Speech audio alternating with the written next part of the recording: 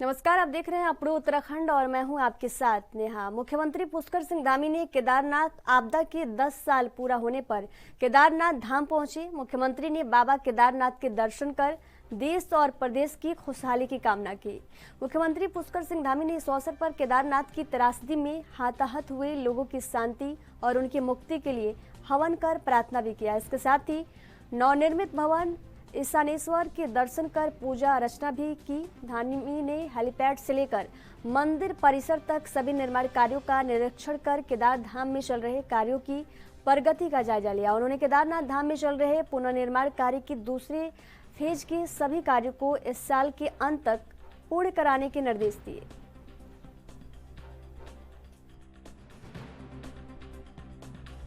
देखिए, एक तो सबसे पहले मैं आज के दिन आज से 10 साल पहले यहाँ पर भयंकर त्रासदी जो बाबा केदार में आई थी, उस त्रासदी में हजारों लोग हताहत हुए थे, दिवंगत हुए थे, हमारे बीच नहीं रहे। मैं उन सभी को श्रद्धांजलि अर्पित करता हूँ और भगवान उनको अपने श्री चरणों में स्थान दे, उनके पारिवारिक जनों को हर प्रकार से उनको एक शक्ति दे कि वो अपने जीवन में अपने उसमें आगे बढ़ें। और साथ ही साथ मैं आदरणीय प्रधानमंत्री मोदी जी का भी धन्यवाद करना चाहता हूं कि उन्होंने इस पूरे परिसर को एक नया स्वरूप देने का काम किया है, भव्य केदार और दिव्य केदार बनाया है। जो यहाँ पर काम करना एक कठिन चुनौती हुआ करता था, उसको एक मास्टर प्लान बनाकर बाबा केदार का भव्य निर्माण और दिव्य निर्माण यहाँ पर हुआ है। आप देख रहे होंगे यहाँ पर ईशानेश्वर मंदिर बना है, पीछे हमारे यहाँ पर शंकराचार्य जी की समाधि लग गई है, आस्था पथ बन गया है, सरस्वती घाट बन गए हैं। यहाँ पर जो मंदाकिनी नदी है उसके चारों तरफ जो है प्रोटेक्शन का वर्क हो गया है, आस्था पथ बना दिया गया है, तीर्थ पुरोहितों के आवास बन रहे हैं, यहाँ पर चिकित्सकों के आवास बन रहे हैं, अनेकों जगह पर यहाँ पर वाटर एटीएम लगा दिए गए हैं और ध्यान गुफाएं यहाँ पर बनाए जाने की प्रक्रिया चल रही है। 2023 के दिसंबर माह तक हमने ये संकल्प लिया है आदरणीय प्रधानमंत्री मोदी जी के निर्देशन में कि हम इस काम को पूरा कर लेंगे और ये एक पूरा काम होते ही एक भव्य निर्माण और दिव्य निर्माण यहाँ पर जब पूरा हो जाएगा तो इस स्वरूप का और ही नज़ारा होगा और भगवान बाबा केदार की कृपा से यहाँ पर एक नया नज़ारा और आने वाले समय में जो आज आस्था के इस केंद्र पर जहाँ पर एक दिन के लिए 30,000 40,000 लोगों की एक रजिस्ट्रेशन की लंबी श्रृंखला है दर्शन करने वालों के लिए, जो एक यहाँ पर बड़ी चुनौती भी है। लेकिन मैं प्रधानमंत्री जी का अभिनंदन करना चाहता हूँ कि उन्होंने जो इस स्थान के लिए रोपवे का जो शिलान्यास पिछले वर्ष उन्होंने कर दिया था, रोपवे का काम जैसे ही यहाँ पर पूरा हो जाएगा तो इस यहाँ पर यात्रा करने वालों की संख्या भी और लोगों की सुविधा भी दोनों ही बढ़। 2013 में आई केदारनाथ आपदा को आज 10 साल पूरे हो चुके हैं, लेकिन अब भी उत्तराखंड के लोगों के जहन में तबाही का जख्म है। 16-17 जून 2023 को आई आपदा में हजारों मौतें हुई थी। इन 10 सालों में केदारपुरी का स्वरूप भव्य हो गया है और पूरी तरह से बदल चुका है। आज 10 साल बीत जाने के बाद बीजेपी प्रदेश अध्यक्ष महेंद्र भट्ट ने एक बार पुनः उस पल को याद करते हुए कहा कि केदारनाथ आपदा का दुख कभी समाप्त नहीं होने वाला है। बड़ी संख्या में वहां क्षति हुई, उस दुख को प्रधानमंत्री ने कम करने का प्रयास किया। आज भव्य केदारपुरी बनकर तैयार है और केदारनाथ में श्रद्धालुओं की संख्या लगातार बढ़ती जा रही है।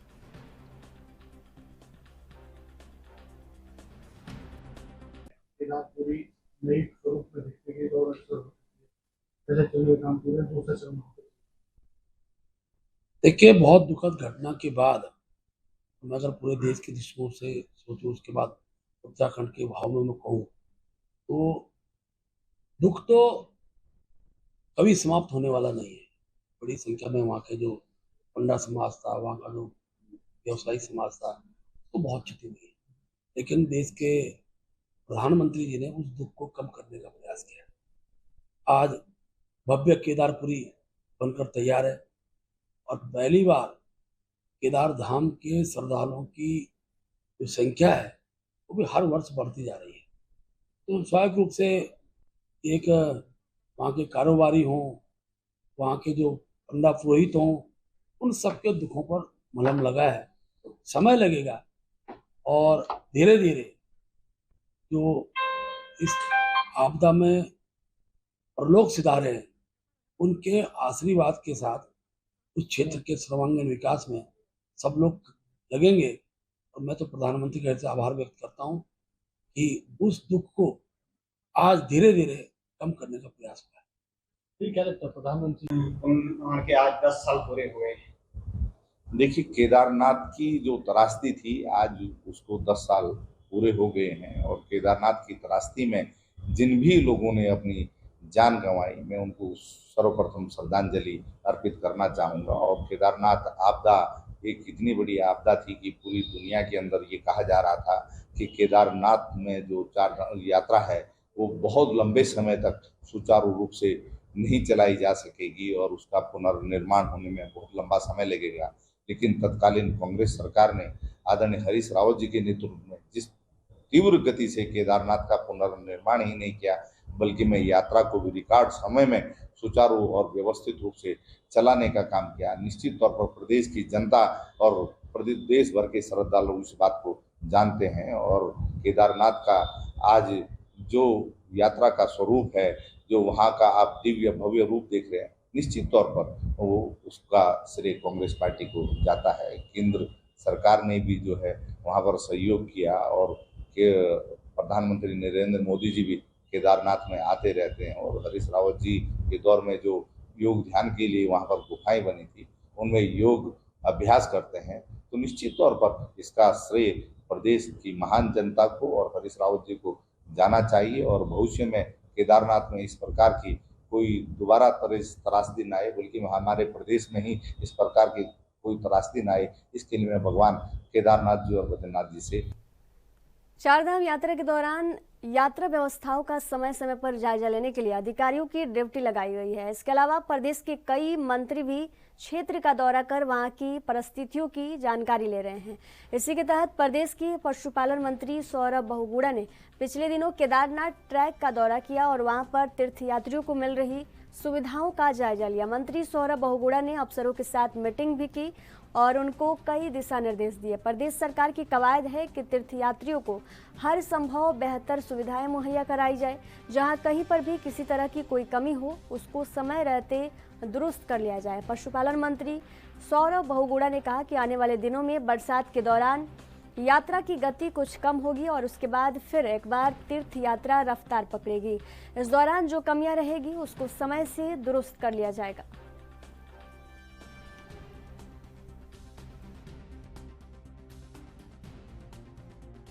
देखिए, वहाँ पे मैं रुद्रप्रयाग था, वहाँ पे उसके बाद हम लोग सोनप्रयाग गए। वहाँ पर जो पूरा जंगल चट्टी तक हमने ट्रैक किया गौरीकुंड से, और वहाँ पे जो भी हमारी व्यवस्थाएं थी, श्रद्धालुओं से बात करी, घोड़े खच्चर मालिकों से बात करी, थोड़ी व्यवस्थाओं का जायजा लिया और जो कमियां थी उनको ठीक करने के लिए फीडबैक दिया गया है अधिकारियों को। और उसके साथ साथ एक अधिकारी की वहाँ पे समीक्षा बैठक भी करी। जल्द से जल्द जो कमियां वहाँ पे श्रद्धालुओं के द्वारा बताई गई या जो घोड़े खच्चर मालिकों के द्वारा बताई गई हैं उनको जल्द से जल्द दूर किया जाए, ताकि आने वाले जो बारिश में थोड़ा सा यात्रा कम होती है और बारिश के बाद जो भी यात्रा फिर से तेजी से शुरू होगी तब तक में ये सारी सुविधाएं वहाँ पर वापस खड़ी कर दी जाए। दिशा निर्देश दिया? नहीं, देखिए, थोड़ी सी समस्या यहाँ से है कि जो लोग घर के कमरे के अंदर बैठ के 10,000 घोड़े चल रहे हैं, 10,000 घोड़ों में अगर कोई एक वीडियो सामने आ रही है तो 9,999 की नहीं आ रही। क्वेश्चन ये है कि कहीं ना कहीं क्रूरता कोई लोग कर रहे हैं, उनके ऊपर हम FIR कर रहे हैं। घर पे बैठ के और एक ट्वीट कर देना और एक फेसबुक पे फोटो डाल देना बहुत आसान काम है। मेरा सभी लोगों से निवेदन है जो जिनको पशुओं से प्रेम है, जो पशुओं के बारे में चिंता करते हैं, कि आप लोग भी अपना कंट्रीब्यूशन दीजिए। सरकार कोई मना थोड़ी ना कर रही है। आप भी आइए, केदारनाथ ट्रैक पे आइए, यमुनोत्री ट्रैक पे आइए और वहाँ पर जो घोड़े खच्चर चल रहे हैं उनकी मदद करने में सरकार की मदद करें। हमारी तरफ से पूर्ण कोशिश कर रहे हैं कि हम जितनी क्रूरता कम हो सकती हो, जितनी सुविधाएं दे सकते हैं हम दें। हमने लगभग 300 घोड़ों को ब्लॉक किया यात्रा से, 14 क्रूरता की FIR करी हैं, 201 के आसपास चालान किए हैं घोड़े खच्चर मालिकों के। वहाँ पर गर्म पानी की व्यवस्था ठीक हो, वहाँ पर शेड की व्यवस्था ठीक हो, ये सब हमने सरकार ने करने का काम किया है। और आपके चैनलों के माध्यम से मैं समस्त क्षेत्र की और देश की जनता से यही निवेदन कर रहा हूँ कि भ्रमित वीडियोस बहुत सोशल मीडिया पर फैलाई जाती हैं।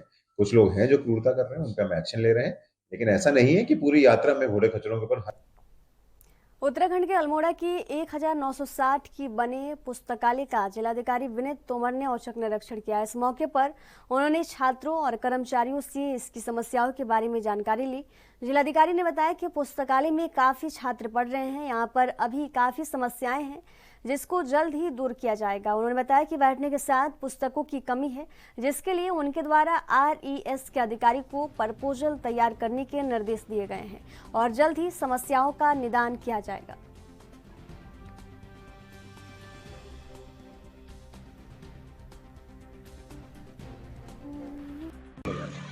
देखिए, मैं देखना चाहता था कि अभी यहाँ पर क्या व्यवस्था है। तो जो मैंने देखा है उसमें मैं देख पा रहा हूँ कि एक तो भीड़ बहुत है, मतलब पढ़ने वाले छात्र काफ़ी हैं लेकिन उतना स्पेस उपलब्ध नहीं है। और दूसरा, लाइब्रेरी में बता रहे हैं कि किताबें अभी यहाँ 15 से 18,000 हैं और 25-30,000 किताबें हमारी BIC में रखी हैं, उनको रखने के लिए भी स्थान उपलब्ध नहीं है और किताबें और भी लानी हैं। तो इसलिए हमारे पास उपलब्ध है। हम लोग चाहते हैं कि इसका विस्तार किया जाए, उसको और बढ़ाया जाए। तो RES वाले भी हैं, उनको कहा गया है कि वो प्रपोजल बनाएं और इसको हम भविष्य में और। सीएम पुष्कर सिंह धामी ने कल दुग्ध विकास, पशुपालन, मत्स्य और गन्ना विकास विभाग की समीक्षा की। उन्होंने कहा कि राज्य में उच्च गुणवत्ता की ऊन तैयार करने के लिए ऑस्ट्रेलियन मेरिनो भेड़ पालन को बढ़ावा और ट्राउट फिश उत्पाद को बढ़ावा देने की बात कही। इस पर दुग्ध विकास पशुपालन मंत्री सौरभ बहुगुणा ने विस्तार से जानकारी देते हुए बताया कि उत्तराखंड और ऑस्ट्रेलियन ब्रीडर के बीच MOU किया जाएगा। राज्य में रोजाना बाहरी राज्यों में लगभग 4.50 लाख लीटर दूध आ रहा है, जिसको देखते हुए अधिकारियों को दूध का उत्पादन बढ़ाने पर काम करना होगा। उन्होंने बताया कि प्रदेश में ट्राउट फिश उत्पाद को बढ़ावा देने के लिए भी राज्य सरकार काम कर रही है।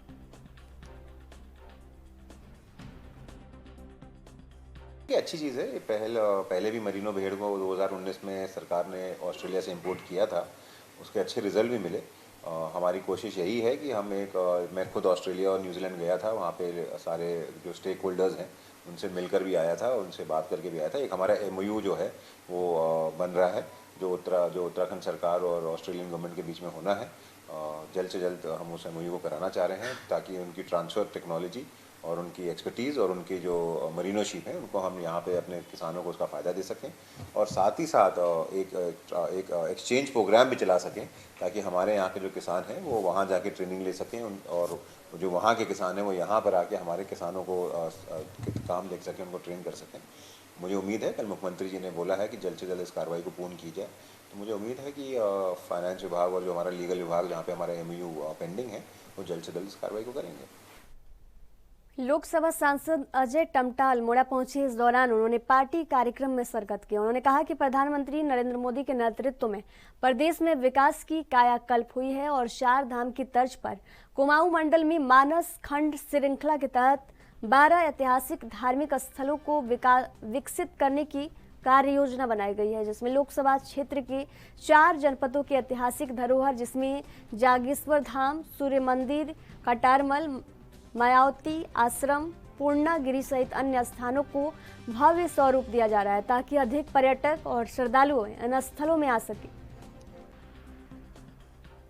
देखिए, हमने जिस प्रकार से 4 धाम की कड़ी जोड़ी है तो इसको हम 12 धाम करके एक मानस खंड की जो श्रृंखला है, पूर्णागिरी है, पूर्णागिरी जो हमारा लोकसभा क्षेत्र है, यहाँ हमारा नैनीताल से लेकर के हमारा जिम कॉर्बेट से सारा जोड़ करके हमारा जागेश्वर धाम और आदि कैलाश जो हमारा बहुत ही सुंदर और पवित्र स्थान है जो कि हमारे ही देश में है।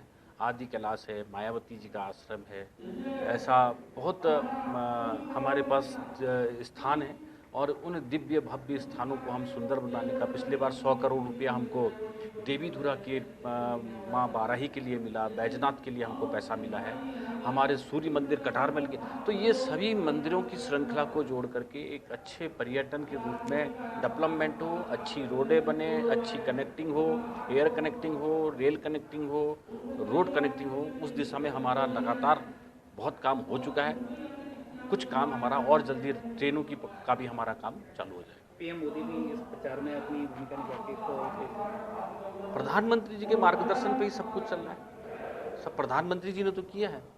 उन्हीं की काम को लेकर के मेरा एक एक बूथ का कार्यकर्ता बूथ में हर लाभार्थी तक। कांग्रेस के प्रदेश अध्यक्ष करण माहरा ने हरीश धामी के बयान को लेकर कहा कि अगर वे नैनीताल से लोकसभा चुनाव लड़ने की इच्छा जता रहे हैं तो ये अच्छी बात है। ये संकेत है कि पार्टी का माहौल ठीक है।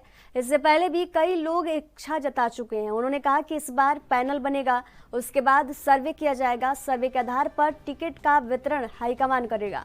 वहीं हरीश धामी ने एक प्रोग्राम के तहत ये भी बयान दिया था कि अगर पार्टी उन्हें मौका देती है तो वे लोकसभा चुनाव जरूर लड़ेंगे। साथ ही साथ उन्होंने ये भी कहा था कि अगर उन्होंने ठान लिया तो वे निर्दलीय ही चुनाव लड़ सकते हैं।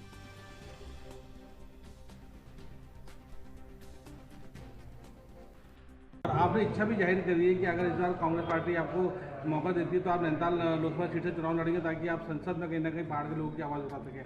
क्या लगता है कि देखिए, अगर पार्टी ने हम पर भरोसा किया, विश्वास दिया, तो निश्चित तौर पर मैं कह सकता हूँ कि हम सीट को जीत के दिखाएंगे। और ऐसा पहली बार नहीं, जो है 33 साल बाद धारचूला विधानसभा पहली बार कांग्रेस ने जीती। और अगर नैनीताल लोकसभा सीट से मुझे मौका मिलता है तो निश्चित तौर पर जो है उत्तराखंड की आवाज़ हम उस सदन में रखेंगे। और जो संघर्ष करना, एक लड़ना जो हमारी आदत है, क्योंकि मैं इसलिए कह रहा हूँ, मेरे पिताजी ने देश के जो है 1971 की लड़ाई लड़ी, एक पूरा सैनिक का बेटा हूँ। तो अगर मुझे मौका मिला तो वही जज्बा मैं अपने इस प्रदेश के लिए, अपने इस उत्तराखंड के लिए उस सदन में दिखाऊंगा। और जो बहुत से नेता गए जो कहते हैं कि हम पहाड़ की पानी रोकेंगे, पहाड़ की जवानी लौटाएंगे, उसको अगर कहीं ना कहीं धरातल पर उतारना है तो उसके लिए निश्चित तौर पर हम जैसे युवाओं को मौका देना चाहिए। और हम बताएंगे कि कैसे पहाड़ की पीड़ा को हम वहाँ पर रख सकते हैं। यही मैं कहना चाहता हूँ। ये तो हाईकमान को तय करना है। बाकी जहाँ मेरी बात है तो हमने आज तक जो कहा है वो किया है। अगर हम मन बना लेंगे लड़ना है तो फिर कोई रोकने वाला नहीं। अध्यक्ष जी, हरीश धामी जो है आगामी लोकसभा चुनाव को लेकर जो है नैनीताल से लड़ने की इच्छा जता रहे हैं, क्या पार्टी उनको टिकट देगी नैनीताल से? देखिए, अगर इच्छा जता रहे हैं अच्छी बात है, संकेत है कि पार्टी का माहौल ठीक है। और लोग भी, कई लोग इच्छा जता चुके हैं। हम पैनल बनाएंगे, सर्वे होगी, सर्वे के आधार पर जिसको भी सर्वे बोलेगा उस हिसाब से टिकट का वितरण हाईकमान करेगा। यहाँ रुकेंगे एक छोटी सी ब्रेक के लिए। ब्रेक के बाद जल्द हाजिर होंगे। देखते रहिए ANB न्यूज़।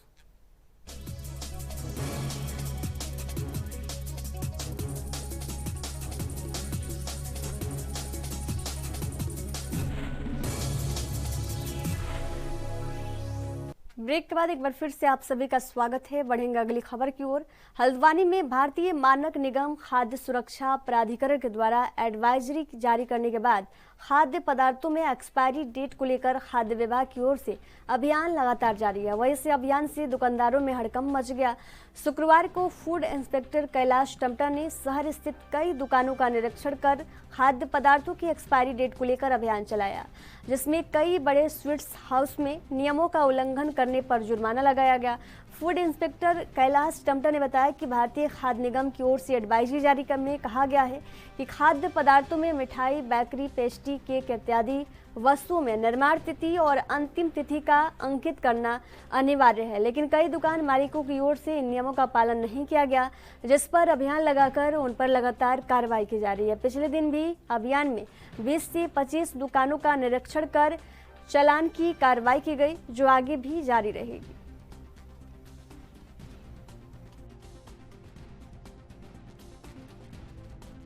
भारतीय मानक एवं खाद्य सुरक्षा प्राधिकरण के द्वारा एक एडवाइजरी जारी की गई थी पूर्व में, जिसके तहत मिठाई की दुकानों में जो मिठाइयाँ विक्रय के लिए काउंटर पर लगाई जाती हैं और इसके अलावा जो बेकरीज़ हैं उनमें जो बेकरी आइटम्स जैसे कि केक्स हैं, पेस्ट्रीज़ हैं, ये विक्रय हेतु काउंटर पर लगाए जाते हैं।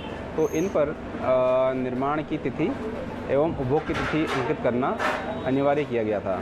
तो इसमें हमारे पास काफ़ी समय से फीडबैक आ रहा था कि मार्केट में अधिकांश जो मिठाई वाले हैं वो या बेकरीज़ हैं वो अपने जो भी वो निर्माण कर रहे हैं खाद्य सामग्री का, उस पर ना तो वो निर्माण की तिथि अंकित कर रहे हैं ना उपभोग की तिथि अंकित कर रहे हैं। तो इसी क्रम में ये आज अभियान चलाया जा रहा है, जिसमें अभी तक हम लोग पिछले 2 दिनों में करीब 20-25 दुकानों का निरीक्षण कर चुके हैं और आज भी हमने अपना अभियान अभी शुरू किया है और अभी सुबह से हम 2 मिठाई की दुकानों का निरीक्षण कर चुके हैं। और इसमें हम लोग पूर्व में भी हम लोगों ने निर्देश दिए थे, लेकिन अनुपालन इसमें कम दिखाई दे रहा है। तो इसमें अभी हमारे द्वारा चालान की कार्रवाई की जा रही है जो लोग अंकित नहीं कर रहे हैं तिथि को, उनके विरुद्ध चालान की कार्रवाई की जा रही है, जिसमें खाद्य सुरक्षा मानक अधिनियम की जो भी सुसंगत धाराएं हैं उनमें कानूनी कार्रवाई, विधिक कार्रवाई जो है वो की जाएगी। हमारे द्वारा अभी आनंद स्वीट, केसर स्वीट और स्टैंडर्ड स्वीट में ये कार्रवाई की गई है। गर्मी बढ़ते ही खाद्य पूर्ति विभाग ने अपनी कार्रवाई यहाँ पर जो है लगातार करनी शुरू कर दी है। फूड इंस्पेक्टर की बात करें तो फूड इंस्पेक्टर के द्वारा उन सभी दुकानों में, उन सभी स्वीट्सों में कहीं ना कहीं यहाँ पर छापेमारी की जा रही है, जहाँ पर लगातार जो मिठाइयाँ हैं वो उसके रख रखाव को लेकर के और उसके बनाने के तरीक़ों को लेकर के लगातार सवालिया निशान खड़े होते रहे और जहाँ से लगातार शिकायतें मिलती रही हैं, उसको लेकर के जो यहाँ पर सभी दुकानें हैं, यहाँ पर मिठाइयों की, उन सभी मिठाइयों की दुकान पे फूड इंस्पेक्टर के द्वारा छापेमारी की गई है और ये आज उनके द्वारा हल्द्वानी शहर की करीब 20 से 25 दुकानों का निरीक्षण किया गया और उन सभी जगहों पर जो मानक होते हैं मिठाइयों को बनाने के, उन सभी मानकों में वो दुकानदार खरे उतर पा रहे नहीं उतर पा रहे, उसका कहीं ना कहीं निरीक्षण किया गया और कुछ दुकानों में यहाँ पर मिठाई बनाने को लेकर के यहाँ पर जो लगातार कार्रवाई की जा रही है और जो यहाँ पर रख रखाव को लेकर जो यहाँ पर कहीं ना कहीं दिक्कतें हो रही है, उसको लेकर के यहाँ पर उन्होंने उसके प्रति दुकानों में चालान भी काटे हैं और ये सुनिश्चित किया है कि किसी प्रकार से जो सामग्री यहाँ पर बनाई जा रही है तो उसको सही तरीके से बनाया जाए और एक टाइम लिमिट कहीं ना कहीं उसी सभी में बनाया जा रहा है। रख रखाव को लेकर के यहाँ पर कार्रवाई की जा रही है और मिठाइयों के जो यहाँ पर स्वामी उनको निर्देश दिया जा रहा है कि अपनी जो द्वारा बनाई गई मिठाइयाँ हैं, जो स्वीट्स हैं, उनको सही प्रकार से बनाएं और जो उपभोक्ता है उनको कहीं ना कहीं सही माल यहाँ पर दिया जाए, जिसको लेकर के खाद्य पूर्ति विभाग की तरफ से यहाँ पर। उत्तराखंड के उधम सिंह नगर के द्रोण कॉलेज जाफरपुर में चल रहे राष्ट्रीय स्वयं सेवक संघ के संघ शिक्षा वर्ग के समापन कार्यक्रम में कई लोगों ने हिस्सा लिया। इस दौरान प्रशिक्षित स्वयं सेवकों ने विभिन्न शारीरिक दक्षता का भारतीय संस्कृति पर आधारित विभिन्न खेल कूद कार्यक्रम का प्रदर्शन किया। आपको बता दें कि राष्ट्रीय स्वयं सेवक संघ के 15 दिवसीय प्रशिक्षण शिविर का विधिवत रूप से आज समापन हो गया। इस दौरान पंतनगर यूनिवर्सिटी के कुलपति डॉक्टर मनमोहन चौहान ने कहा कि हम सब की सजगता से ही भारतीय समाज का संस्कृति संस्कारों का ताना बाना मजबूत बना रह सकता है। राष्ट्र के लिए मानव निर्माण का काम हो रहा है। संघ की स्थापना 1925 में देश को अंग्रेजों से मुक्ति कराने और भारत को फिर से विश्व गुरु बनाने के लिए हुआ था।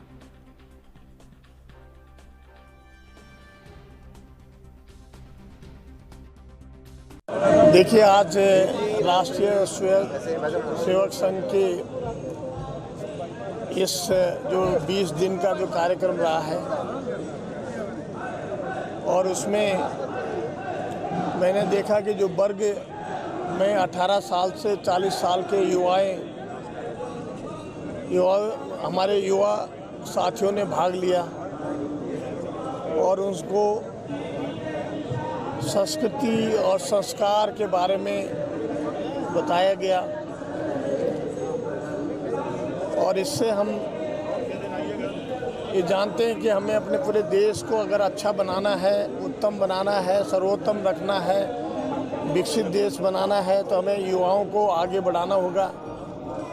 उनके अंदर जो संस्कृति है, संस्कार है, उसको उजागर करना होगा और साथ ही साथ जो साइंस की हम बात करते हैं, विज्ञान की बात करते हैं, प्रगति की बात करते हैं, उसको भी बढ़ाना होगा। मैं एक वैज्ञानिक होने के नाते मेरा यही आह्वान था उनसे कि जो भी विज्ञान में प्रगति हुई है, जो भी टेक्नोलॉजी हम लोगों ने डेवलप की है और उसको जन जन तक पहुंचाएं, किसान भाइयों तक पहुंचाएं, ताकि हमारा देश हर समय अपने जो की नीड है, जो भोजन की नीड है, उसको पूरी कर सकें। आप सब जानते हैं कि हर साल हम 1.5 करोड़ लोग जुड़ते हैं और हमें हर साल 50 लाख टन अनाज चाहिए।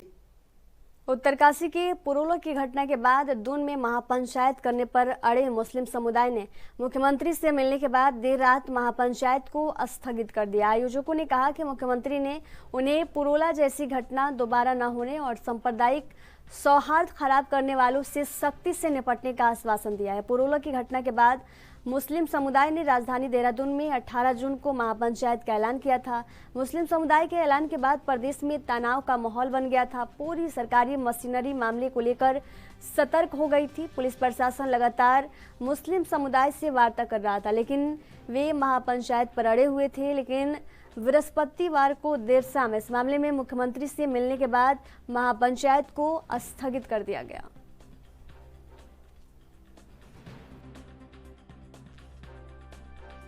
18 तारीख को जो महापंचायत का कॉल किया गया था देहरादून में, उन सभी पक्षों से हम पिछले 2-3 दिन से लगातार हम लोग बात कर रहे थे।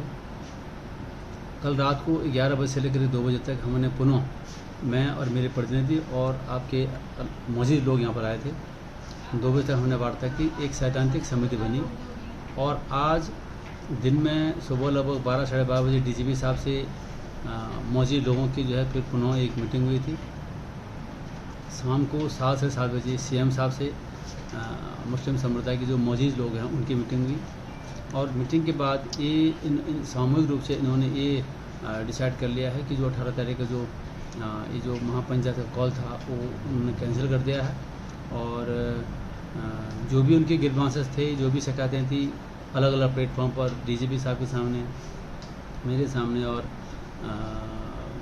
सीएम साहब के सामने उन्होंने रखी बात को और सभी अधिकारियों ने, सभी सीएम साहब ने बहुत गंभीरता से इनकी बात को सुना और उचित जो भी इनकी बातें उन्होंने कही उस पर बहुत गंभीरतापूर्वक उन्होंने उसको कार्रवाई करने के लिए आश्वासन दिया है। बरोला और उत्तरकाशी के मुसलमानों के प्लान के सिलसिले में 18 तारीख को एक महापंचायत का जो आयोजन किया जाना था, बुलावा था और पूरे प्रदेश भर में उसकी तैयारियां भी थी और जिस तरह की घटना घटी उसके एतबार से लोगों में आक्रोश भी बहुत था। लेकिन मुस्तकिल हमारे कुंवर साहब और पुलिस की, हमारी खासतौर पर उत्तराखंड पुलिस के सिलसिले में जो वार्तालाप चलती रही, मेहनतें की। इसके अलावा हम लोगों को जो मालूम हुआ है वो हाई कोर्ट के द्वारा जो परमिशन न देने के एक मामला सामने आया है। हम हाई कोर्ट का सम्मान करते हैं और हमने कभी भी हाई कोर्ट के या सुप्रीम कोर्ट के या अपने सेशन कोर्ट के यानी न्यायालय के कभी भी किसी भी मामले में खिलाफ वर्जी नहीं की है।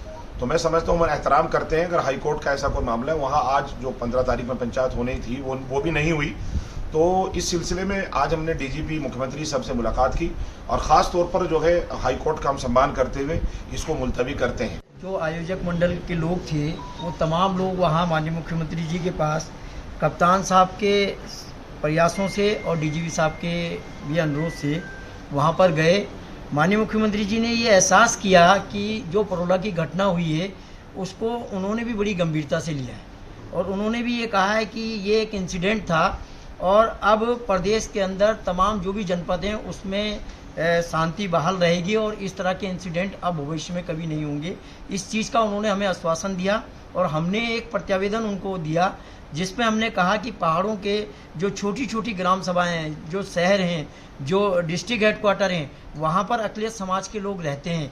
किसी भी तरीके से कोई भी संगठन उनके साथ किसी तरह का कोई इस तरह से उनके साथ पेश ना आए, तो इस चीज़ के लिए उन्होंने वहाँ पर अभय कुमार साहब को, हमारे एसएसपी साहब को, तमाम लोगों को ये हिदायत की कि किसी भी व्यक्ति के द्वारा शांति व्यवस्था को ख़राब न किया जाए।